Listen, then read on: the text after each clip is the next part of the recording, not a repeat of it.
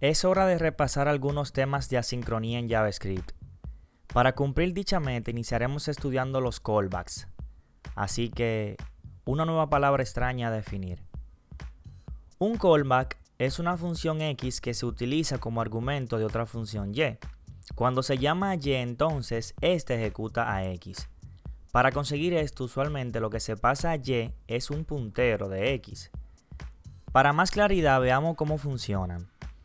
Uno de los ejemplos de callbacks más comunes en los libros es el uso de la función setTimeout. Pero, ¿qué es esto? Bueno, esto es una función que recibe otra función como parámetro. Es decir, setTimeout recibe una función que se va a ejecutar en un tiempo determinado y puede o no recibir argumentos. Cada vez que veamos un argumento indicado con el símbolo de interrogación, significa que es opcional.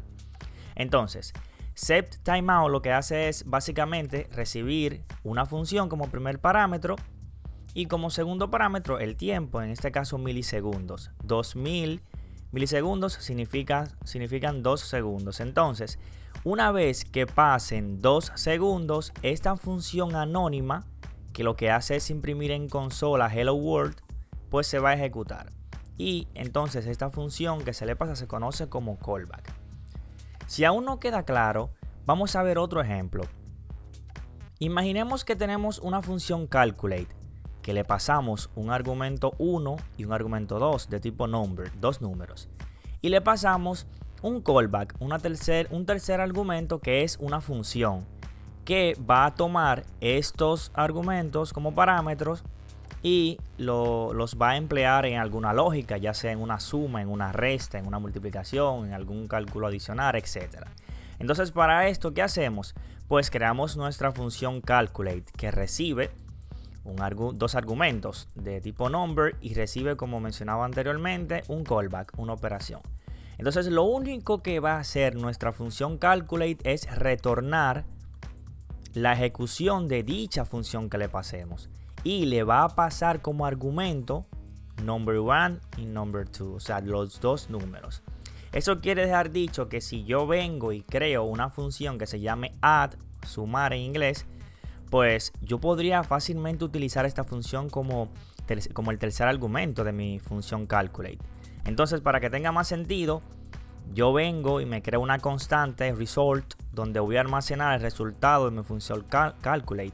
Entonces, como primer argumento le pasamos un 1, como segundo argumento le pasamos un 8 y como tercer argumento le pasamos una función sin ejecutar, el puntero de la función. A eso me refería anteriormente. Entonces, cuando esto se ejecute, va a venir acá. El número 1 va a viajar y se va a almacenar en N1.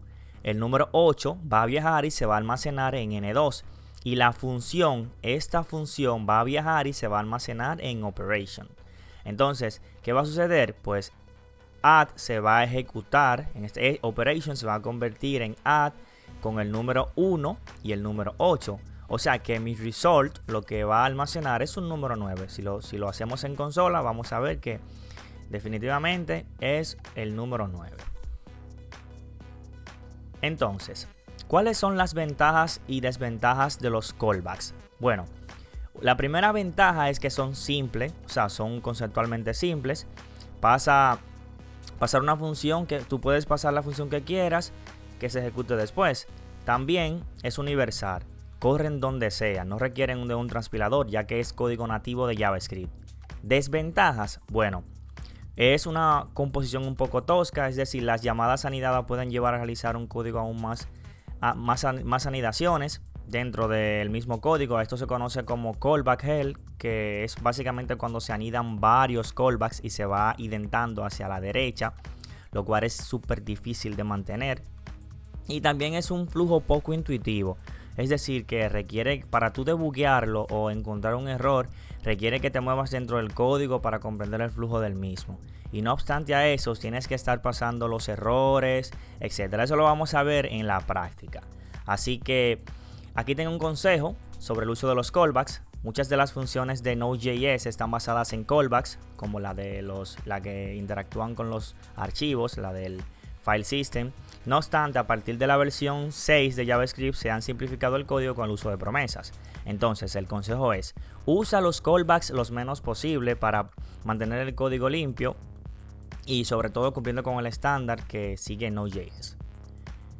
Esto ha sido todo por la teoría de los callbacks, así que nos vemos en el próximo video con la práctica de los callbacks.